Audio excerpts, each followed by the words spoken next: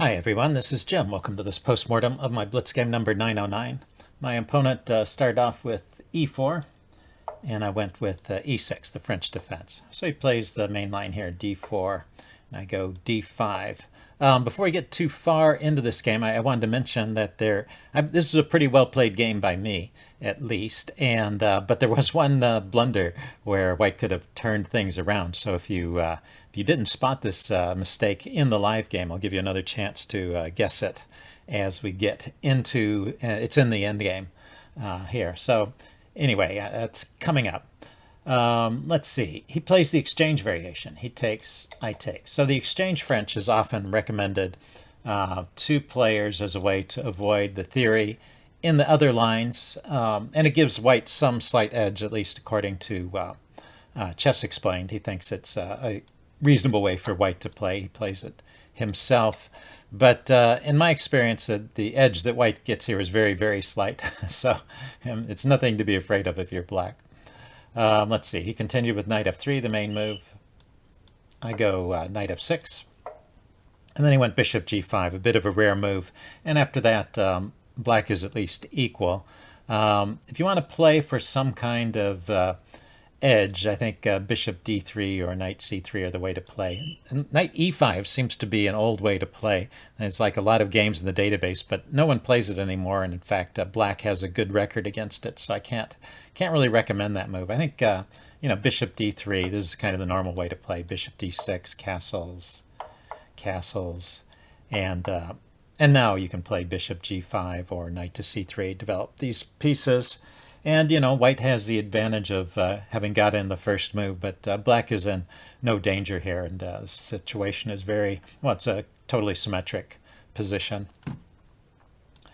So very, very straightforward. Here, let's go back to the game. He went bishop g5 right away. It's a little too early for this move. Bishop e7 apparently is the most popular move here and slightly better according to the chess engine, but there's nothing wrong with kicking the bishop here. And then he should probably retreat his bishop to h4. It might go like this, bishop h4, then bishop e7, some development like bishop d3, and then knight h5 to provoke a trade of bishops. So this trade is better for White than what he played in the game, but black is still fine here. The point is, after this trade, neither side has the bishop pair. We both have a light squared bishop, and White can even argue that his light squared bishop is the better piece than mine. But overall, it's still an even game. Anyway, instead of that, he took the knight. And so now, basically, White has given up the bishop pair for nothing, and we're out of the book. And so black is better starting at this point. Let's see, he went bishop e2 here. So the next set of moves are pretty normal. I go bishop d6, we castle. Plays rook e1. I go bishop f5. The engine didn't think that was the most accurate move. We'll show an idea later of how it would play. He went bishop d3, and I went bishop g4 to avoid the immediate trade. The chess engine likes putting the bishop on e6 here. So I'm not quite sure. Well, I guess it maybe allows me to develop my rooks to the e file and get this knight out without any trouble.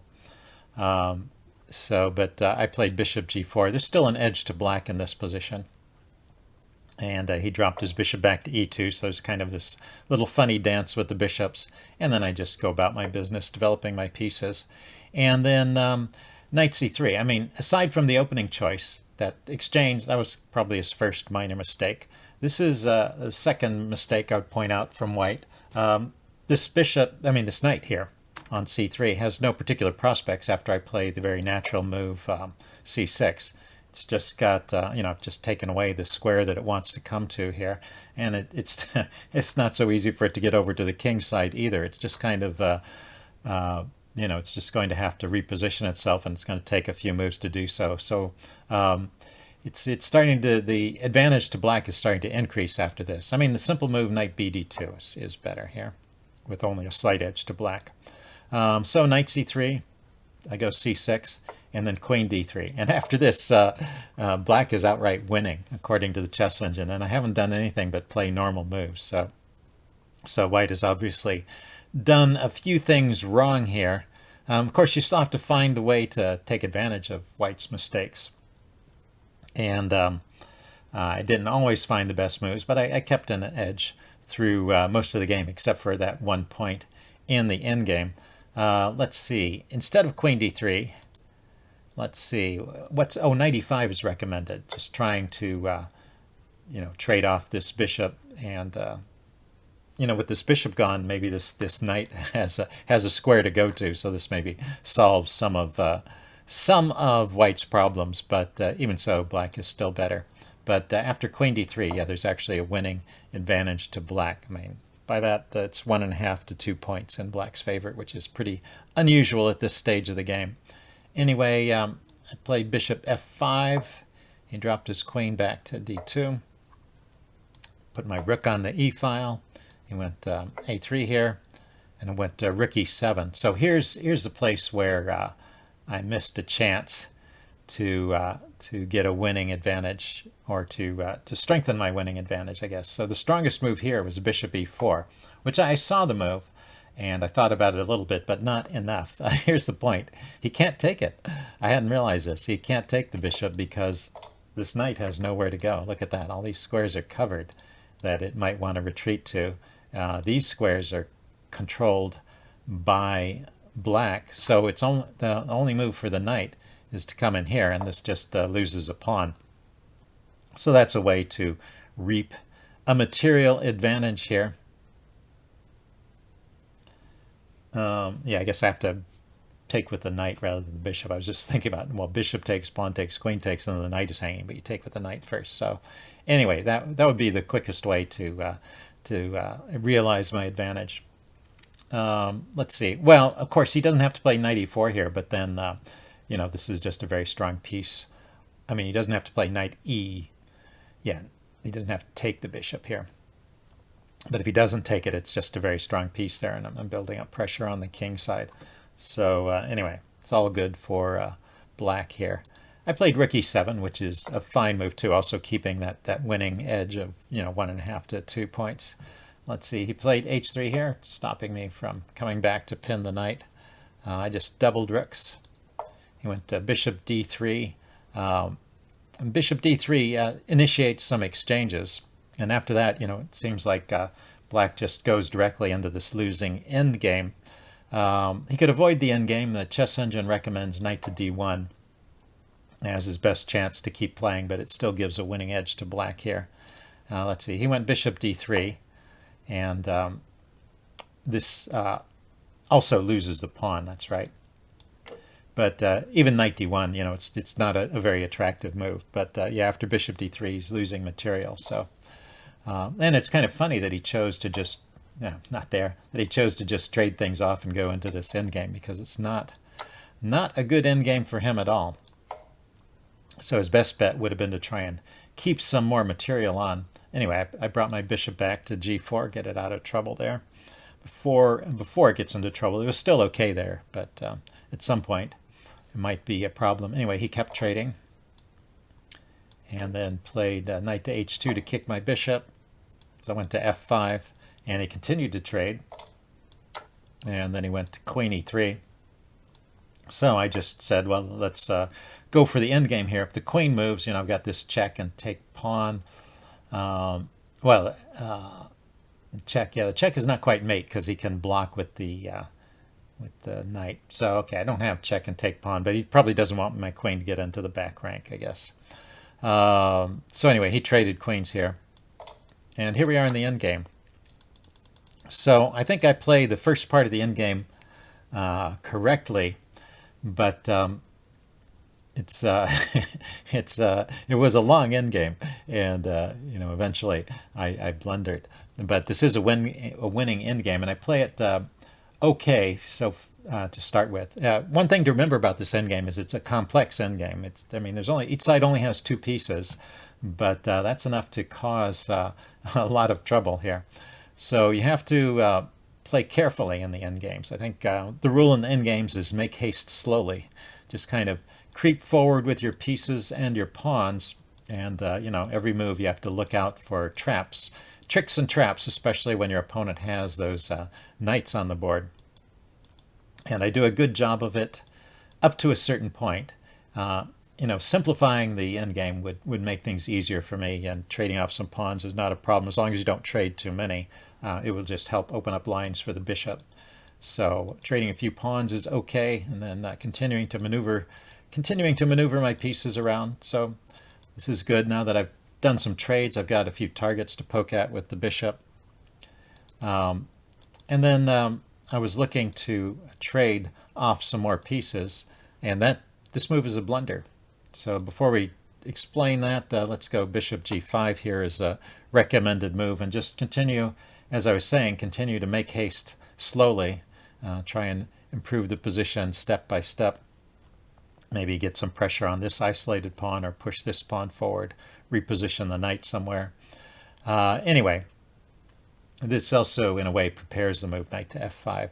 But anyway, in this position I played the move knight f5, offering a trade of knights. So here's your chance. I promised you would have another chance to spot the blunder. What's the best move for white here?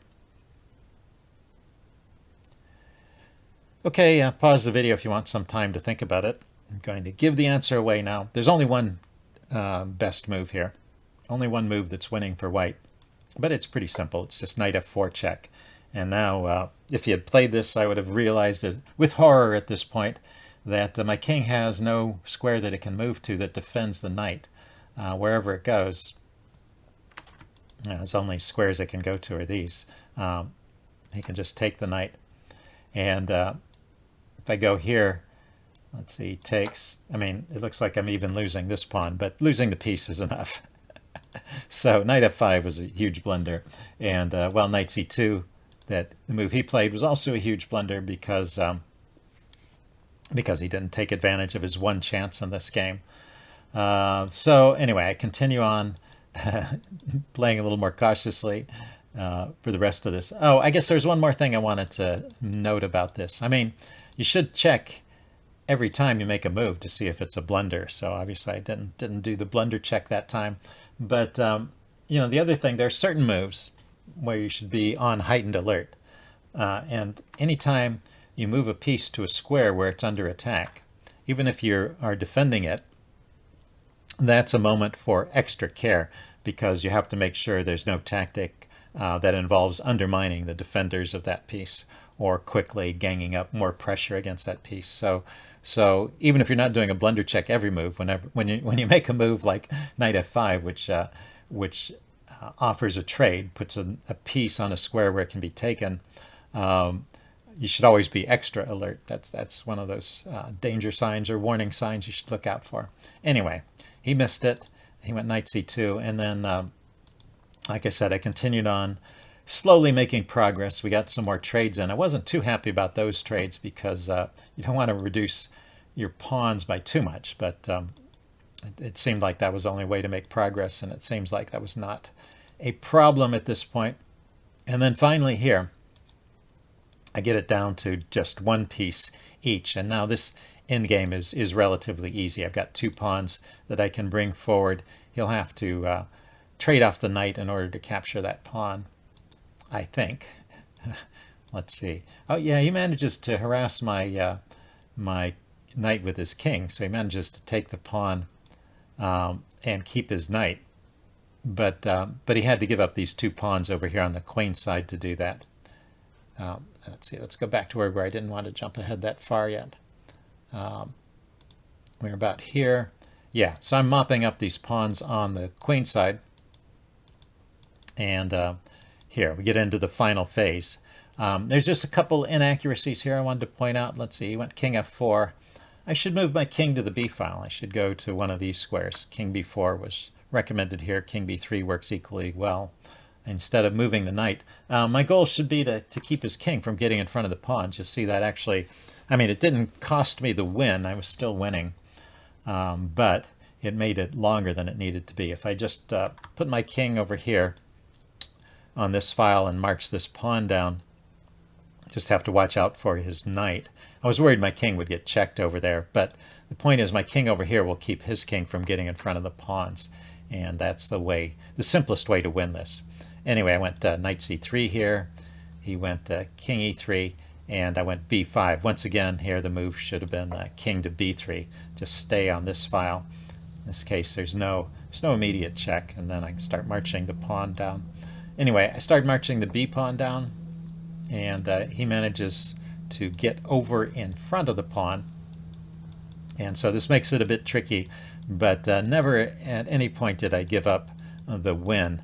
It's just you look out for stalemate tricks and repetitions, and gradually, I was also looking for what was the right way to deal with this situation, and eventually I hit on this idea of pushing these pawns forward so that his king is run out of squares.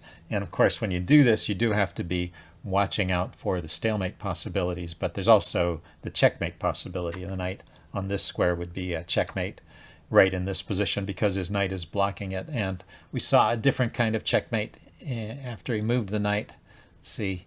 Yeah, well, this was also a Zugzwang position where the knight had no squares it could go to, and the king had no moves at all. So another point of advancing these pawns and taking away squares from the king is that you take away squares, you force him to move the knight, and in this case the knight had no moves.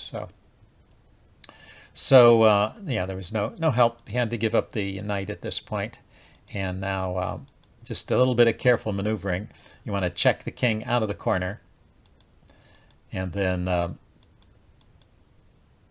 that's a mate. So interesting game. I hope you guys enjoyed it, and I will see you later.